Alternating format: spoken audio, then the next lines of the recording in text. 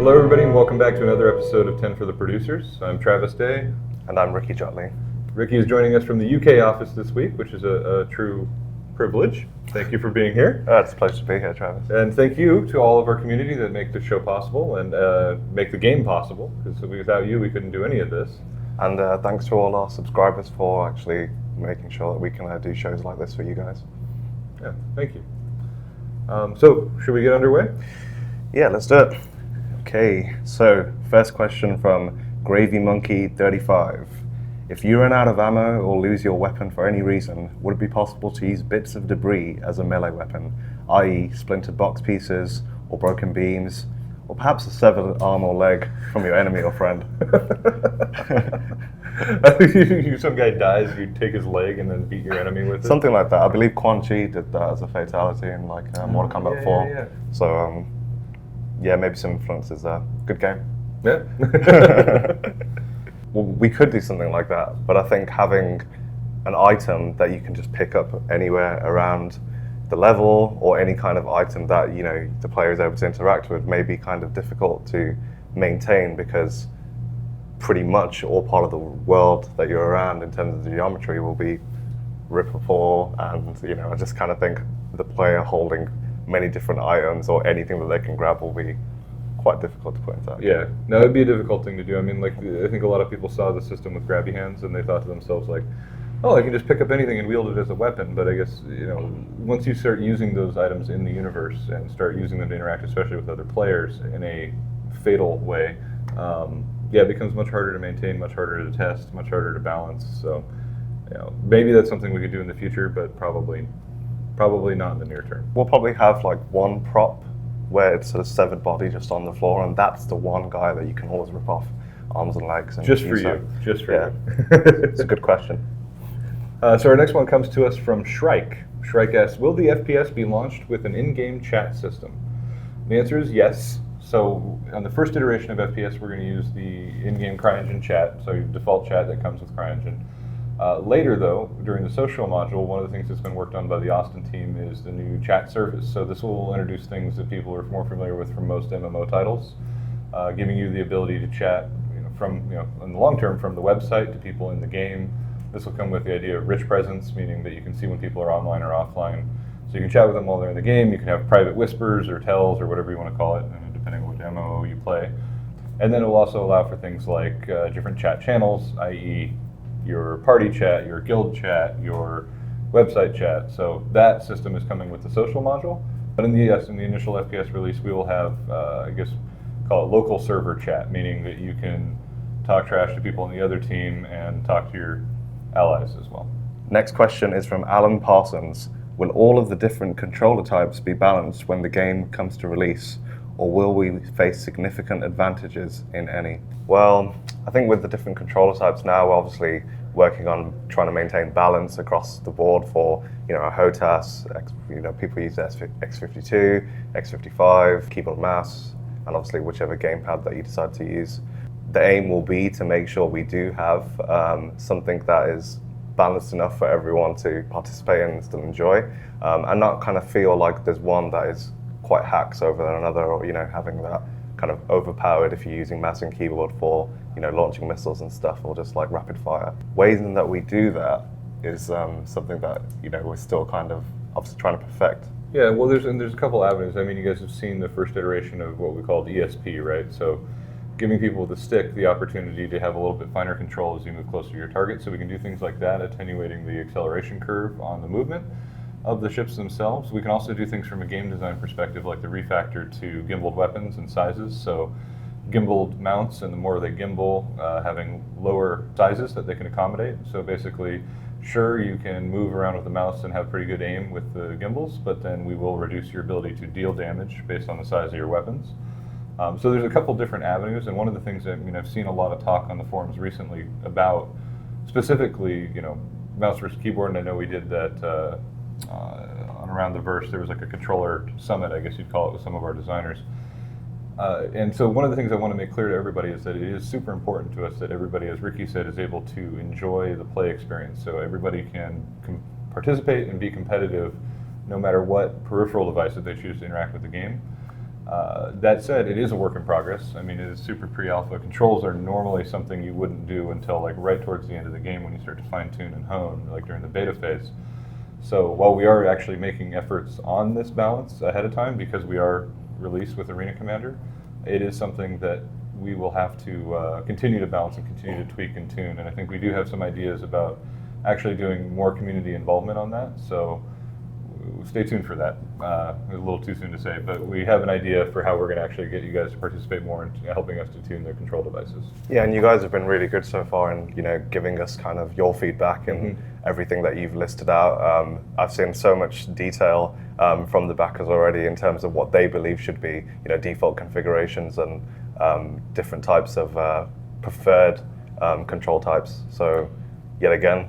And we're listening, because I mean, how many times have we gotten emails from Chris where he's reading the forums and he's like, "Oh yeah, hey, is this a thing? Is this really true? QA, can you verify this? We got to change this." Yeah, those Sunday emails. Yeah, good to read. But it's good though because it keeps us on our toes and it makes us kind of believe that hey, we're looking at sometimes a particular feature in the game, and then it brings us back to controls, for instance, and says, hey, how can we do better to like balance everything? Yeah, exactly. It keeps it as a focus item. Yeah. Yep.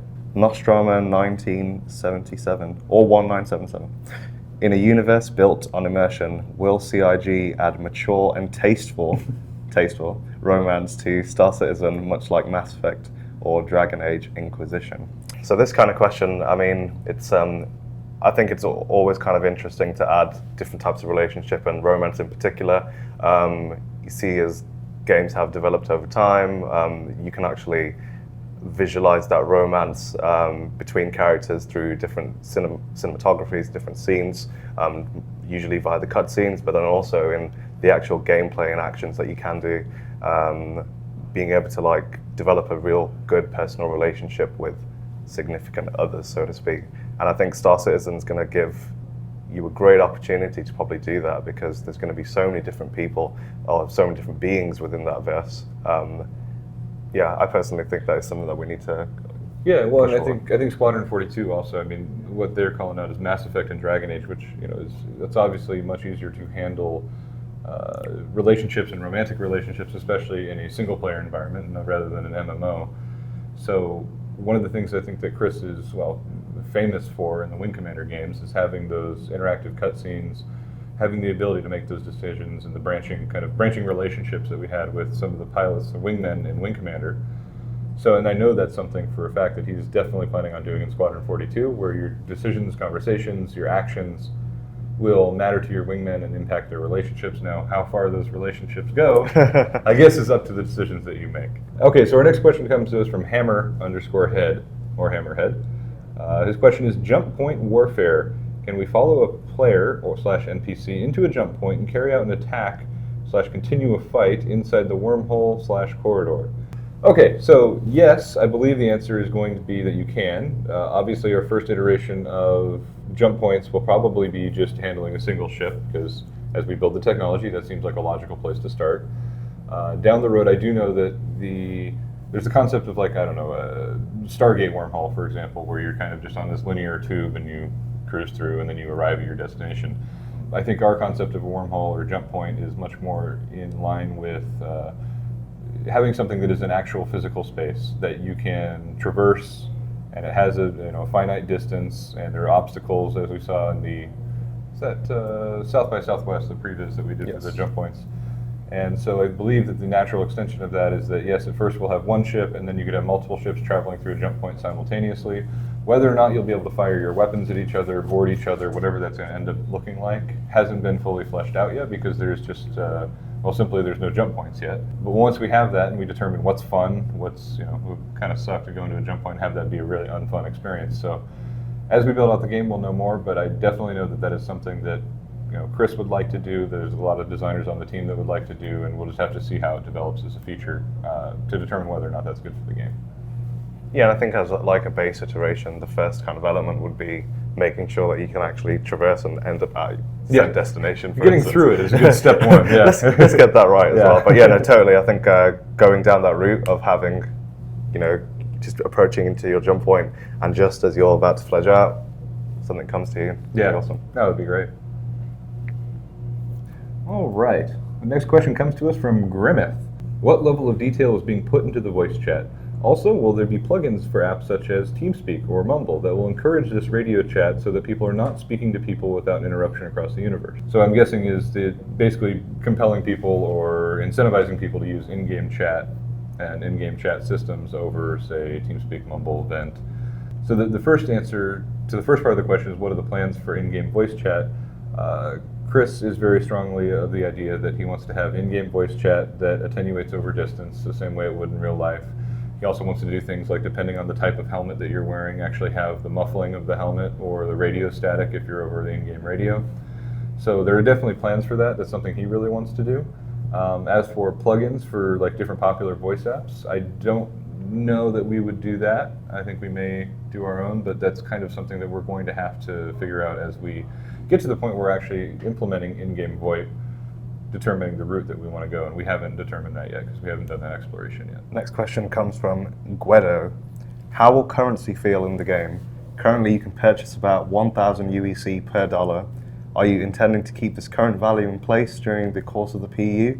And how will you stop the inflation of currency? So yeah, we could probably think about hiring some kind of stockbroker or financial accounts advisor to help us with the inflation problem anyway. Yeah, no, and I know that we've gotten an economist to consult on the economy for just these kinds of reasons. I mean, the one thing I do see in this question is, you purchase about 1,000 UEC for $1.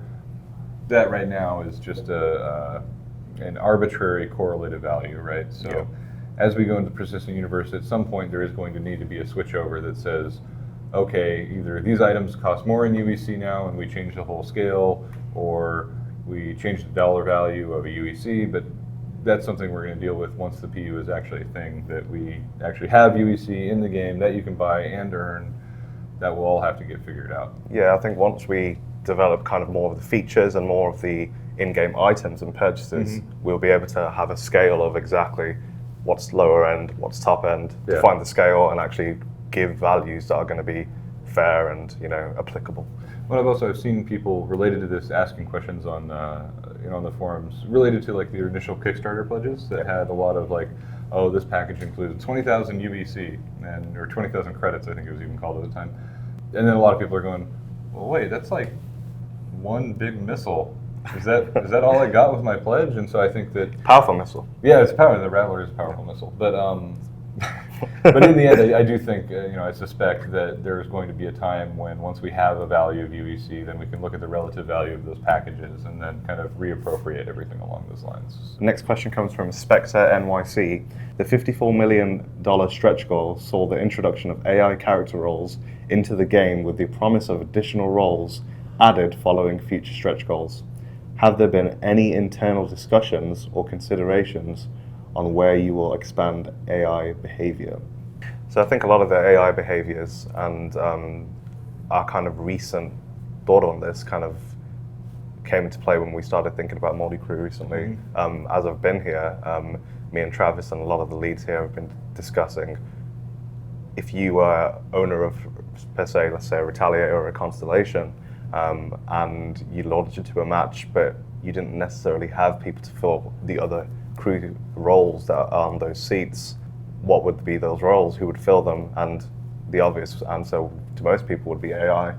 Yeah, so with regards to multi-crew, it's interesting because AI comes with its own kind of whole subset of problems, right? Which is one of the things we talked about and Dan brought up was if you go into the game and you have all AI in your seats and they're actually like fully human AI and they're sitting in that seat. You land, your buddy gets on your ship, and now you have this AI sitting in your seat. Then you hit the elevator button, he comes down from your turret. Then you GTA him and you pull him out of the seat and throw him out the airlock and you get in, and then what happens if you leave? So I think you do, personally. I think you do, yeah. You just take him and toss him out the... Grab him, toss him out. Space him. Let him, his head explode, it's fine. No, and then in the longer term, I think there's been a lot of discussion about what capabilities does AI have, right? Like if I own 5 freelancers, and can I have them all fly with me? Meaning they're all different AI pilots, different AI gunners, or does it just give me the ability to say, hey, take this from this planet to this planet, and I'm going to go be over here. Meanwhile, this is just going to happen, and hopefully it's a good AI pilot. What will their skills be? What things can they get better at? These are all things that the PU team is exploring right now. and we don't have a firm, solid final design on what exactly AI characters in the persistent universe will or will not be able to do, and what kind of areas of learning that they have. But I do think that there are some cool ideas floating around right now that are in the process of being locked down. So that's something I think that we'll look forward to an update from the PU team on, because I know it's important to you guys, and it's also very important to us, because that's going to be a very core part of the experience. All right. Our next question comes to us from Gromph. Gromph asks, will the ability to toggle the camera into third-person mode be included in the FPS module? Will I be able to look around corners in third person, even if it means I briefly lose my HUD? This seems like a very important gameplay decision, and I hope this ability is not included in combat situations. So yeah, we actually made a recent decision to convert the FPS into actually a third-person shooter, kind of Gears of War style, so you'll be able to, corner creep and all that. No, I'm just kidding. Yes, we're actually completely disabling the third-person camera for FPS and corridor moments, so don't be concerned about that. One of the things that we were talking about was, we have these beautiful models, we have these beautiful animations, we want to be able to show them off. We want you to be able to be in your hangar, dress up in a new outfit, and check it out. I mean, that's kind of the fun part, right? Like, you play an MMO, you get some new gear, you get fitted, you check it out, you take a selfie or whatever. So that part, we want to be able to have that experience. So what we've talked about, selfies, totally. Get a little selfie wand, That's it. You can have like a little selfie wall as well. And Yeah. Post it in in-game chat and say, hey, check out my selfie. Yeah. Look at my latest gear. And so to that end, I think what we're talking about is a system that kind of dynamically determines what cameras are allowed based off of whether or not you're in a combat situation in FPS. So when you're running around on Stanton, for example, or ArcCorp, I should say, there's a very real chance that you can just have third-person camera all the time. You run around, check out all the cool animations, see yourself, your gear. If you get into a situation, though, where you draw your weapon, or you get into a situation where it's a known combat situation, we just disable the camera at that point, so that way we remove that advantage. Yeah, exactly. And I think one of the things was kind of asked by Gromp was, if I go from protecting myself and then turning around a corner, will I lose my HUD? Mm-hmm. And if I go into third person, and the answer to that would be you would. And if you got shot at that point, then that's just your own fault for going to third person, I would say. Yeah, so if you could go to third person, then you would lose your HUD because your HUD's on your visor. Yeah. And it actually is literally on your visor in the game. It's not like a cheat. Like, if you move the camera away from the player's head, you can't see the visor because it's actually rendered there. So our next question comes from Mad Run Bad Run. Is there going to be a radiation mechanic, possibly including solar flare, that could impact play in a variety of ways? With both natural and man-made dodgy reactor, that would cause damage or death potentially to players or assets? Yes, the answer is absolutely yes. So early on in the design for the FPS mechanic, we were talking a lot about EVA, what advantages or different disadvantages different suits had. One of them was a radiation protection rating, so that would kind of limit your ability to stay in EVA permanently, so you can't just float around forever. So we have the concept of life support, but also just kind of radiation that could eventually build up over time to a toxic level. Different types of suits would be rated differently for different types of radiation.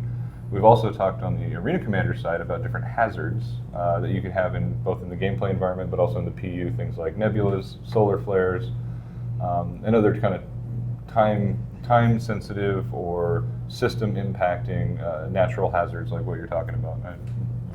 No, and I think we kind of, I'm just imagining now, if you turned up with your suit at a particular area, such as a nebulous area that had a particular gas cloud that you were surrounded by, and you believe that your suit is able to, combat that kind of area, and another person flies in and they're trying to get into your territory, but they just get totally wiped out. You know, those kind of things are going to be really cool, just to make sure that the player's on their toes in terms of knowing what different suits do, different areas and different environments, and how they can kind of affect your gameplay.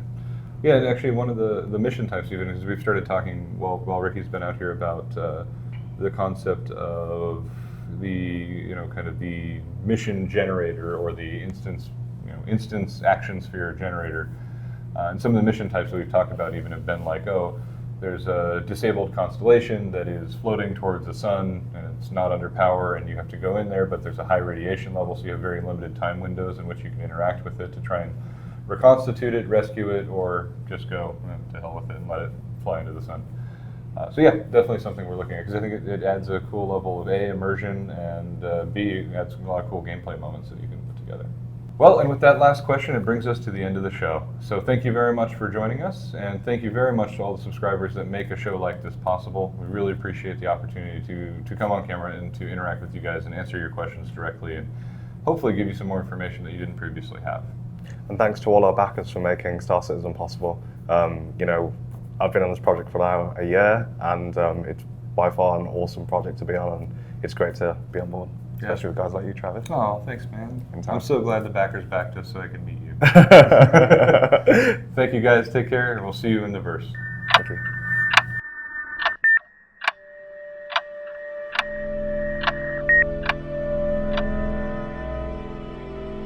Hey guys, thanks for watching 10 for the Chairman. If you guys would like to see more episodes, go here. If you guys would like to subscribe to our YouTube channel and always keep up to date with all our video content, go here. And if you guys would like to watch episodes of Around the Verse, go here please. And I will see you in the verse.